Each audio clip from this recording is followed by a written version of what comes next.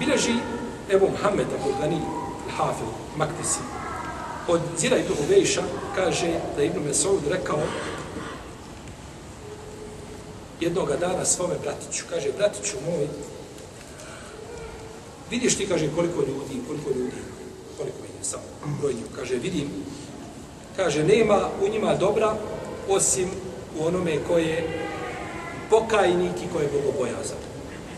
Pa se ponovo vratio, kaže, vidiš ti, kaže, koliko ljudi ima, kaže, vidim, kaže, nema u njima dobra nego onaj koji je alim ili mutalim, onaj koji je učen ili učenik.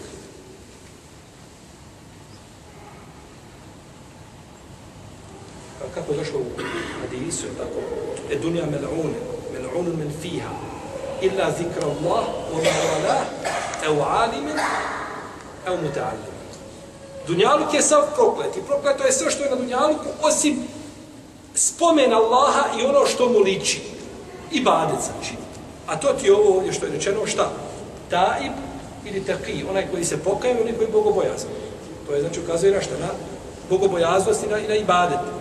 I onda kaže, evo alimen, evo muta'allimen, ili učen, ili učenik, i ovaj ovdje kaže Ibn Mesud isto, osim. Ako čovjek nije u ibadetu,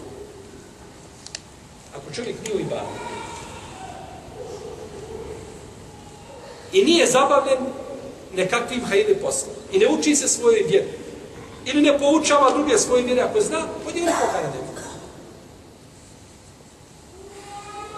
Pa Ibn Mesud ovdje htio ukazati, znači, na vrijednost takve i bogobojaznosti.